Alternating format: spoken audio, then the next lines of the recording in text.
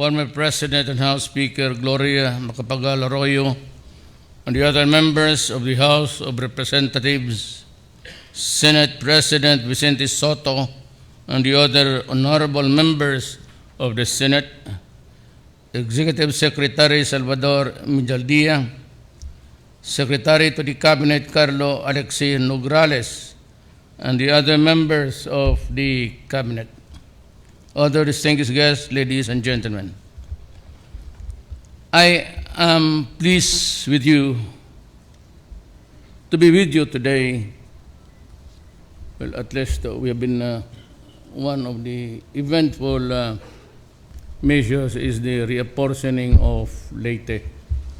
This will end the communal wars between two cousins. Yan lang pala ang solusyon eh.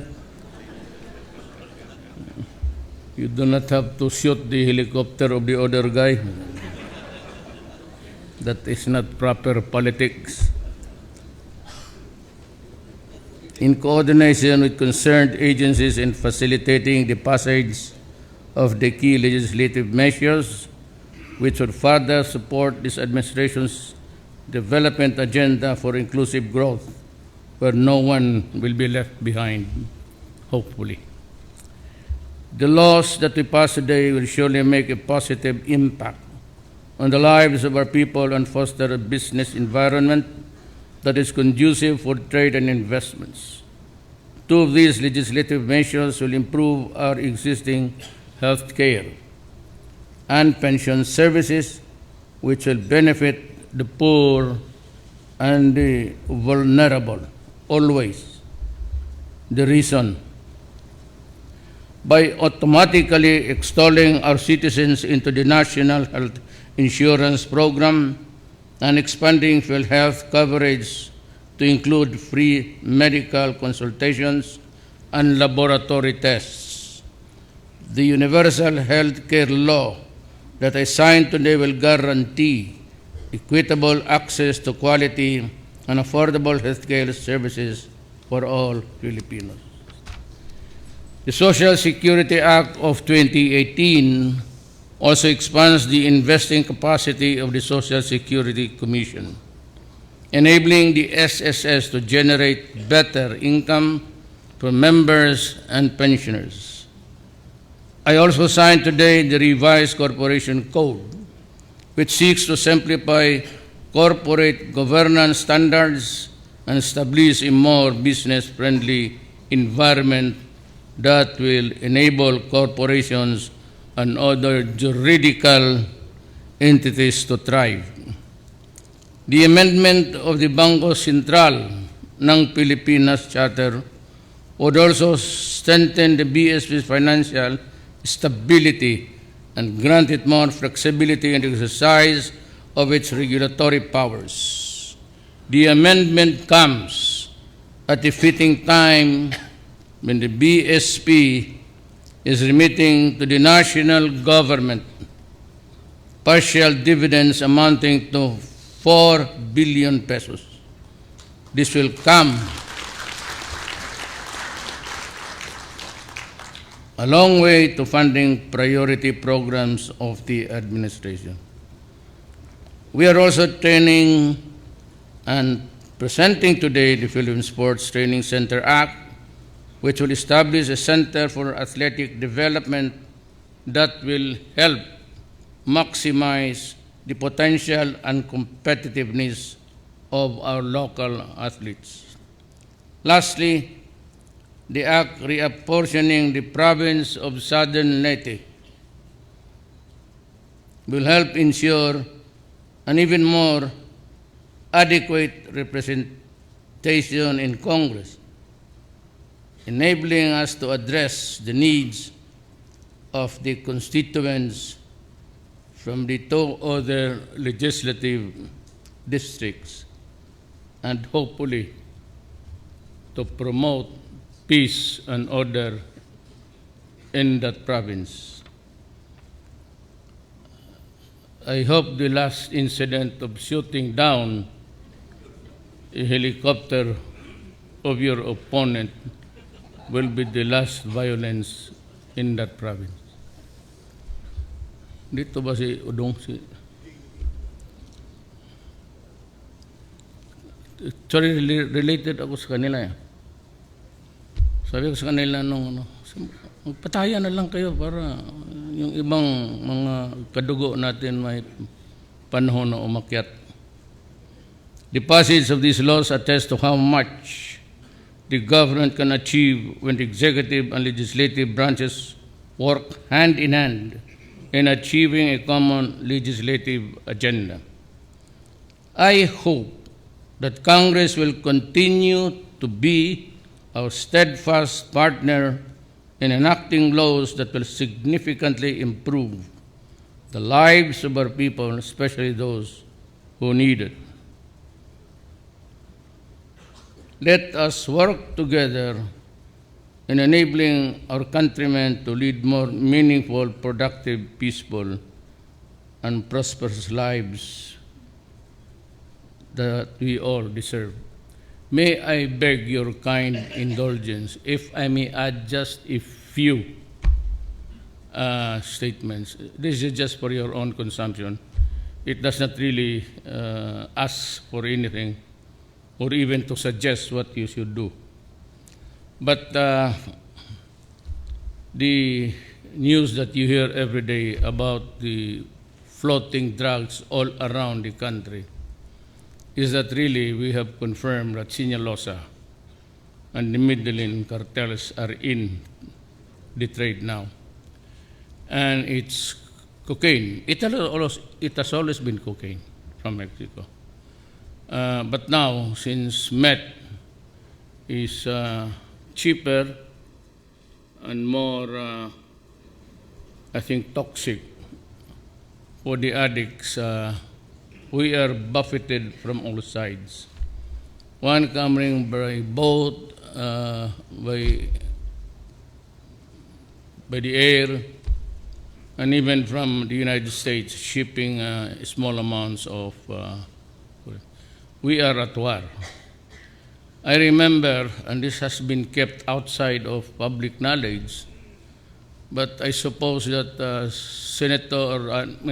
Secretary Alunan of the DILG before, 4 days or 5 days ago, came out with a statement that as early as during Ramos's time, he was called by the DEA, that is the department that takes care of the enforcement of drugs, that at that time his attention was called by America that we are sailing into a dark horizon of dark, and it could be a state narco-politics before we knew it.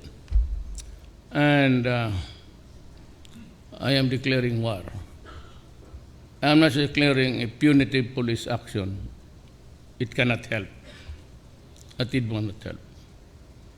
So early on I decided, but I think I'd be more,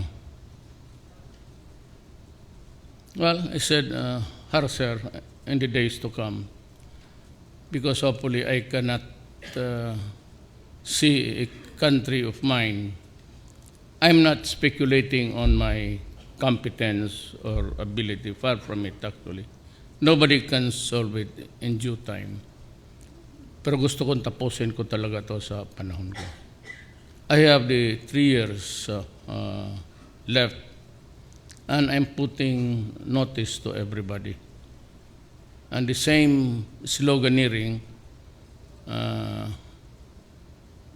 maybe it leaves a bad taste in the mouth every time I say it, but I have to say it. At least you are forewarned. I will not allow my country to be destroyed with drugs. I will not allow my country to end up a failed state because of drugs. And I'm declaring war. And I said, I will kill anybody who stands in the way. And also for those guys who keep on with their business of importing, be they Mexicans or Chinese or Filipino. If you continue to feed our children with drugs, there's no way that talagang maabutan ko kayo at papatayin ko kayo. That's, I'm ready to accept the consequences. I'm ready for hell. But I will never, never preside over a nation that would deteriorate in my presence. Hindi ako dyan. And I'm willing to gamble on this. Ayoko talaga. Not my country, not during the time that I am president. Mamatay ako sa hiya. So why should I die in shame? Sila yung mamatay. And we have improved the, I don't know. Why should I suffer in agony and sorrow? It is not the job of government to be sorrowful. It is for the criminals to avoid the streets. And our children and the citizens must be free any time to use the public streets and public lands. That the citizen can go anywhere. I don't want to mention a name, but I said they must be able to travel at night safe and sound, because those public streets, alleys, and public places belong to the people of the Republic of the Philippines. Kaya there might be some, and I really do not blame you. Kanya-kanya tayong advocacy. Once upon a time, I was a young lawyer, and I took the cudgels of my clients. Pareho man siguro kami ni Sal, 72. Then I became a prosecutor. And I took the case for the people of the Philippines versus the lawyers of the people of the Philippines are the prosecutors. Then I became a mayor, and I had to protect public interest, public safety, public order, public health. And so I tried to be one. And I did it. Now that I am president, my duty, reduced in 2 sentences, would be something like to protect the people and preserve the Republic of the Philippines. That I will intend to do and more. Hindi sa panahon ko, not the NPAs, not the Abu Sayyaf, not the drug people. Alam mo kasi, just give me, may usapan ba kayo dik magkape? Yung social dysfunction ang ayaw ko. Because if the breadwinner of a family goes down, everything in that family becomes dysfunctional. Money intended for food on the table is no longer there. Money intended for the little expenses of the education of the children is no longer there. And the relations between the wife and the husband, wala na rin yan. The husband becomes impotent, he becomes jealous, he molds the wife, and the other side is itong mga drogista, when they take shabu, it's accompanied with always with alcohol. That was they get violent. They go inside the houses of people, rape the children, rape a 4-year-old. Look, if you do that, you don't deserve any day here.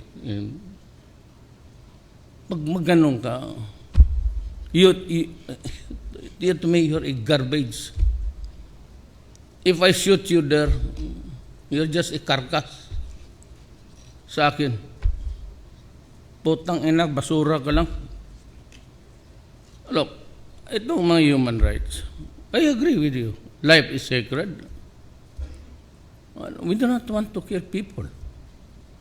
It's an unsettling thought when you sleep at night, especially if you commit a mismatch or nagkamali ka, and it happened.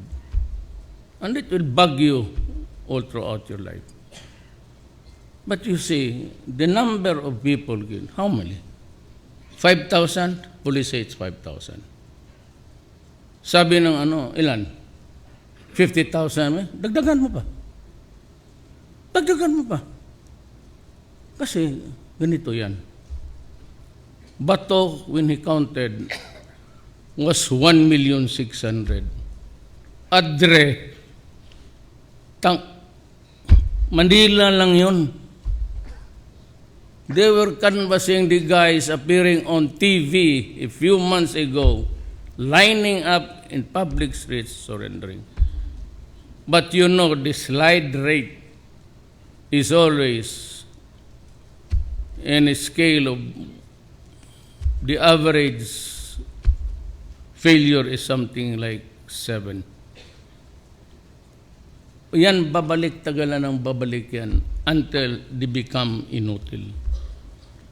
And the favorite line of the usual hula-balop, people who are rich are accepted. People who are rich do not use meth. That is intended for the poor market because it is affordable. The rich idiots in this country use cocaine, hashish. Hindi stupido yung mga yan kasi alam nila maging gonggong ka.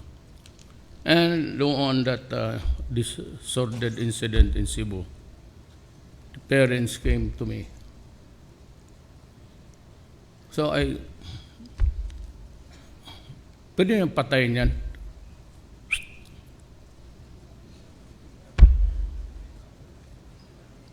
Hindi yung kamera, yung ulo ninyo.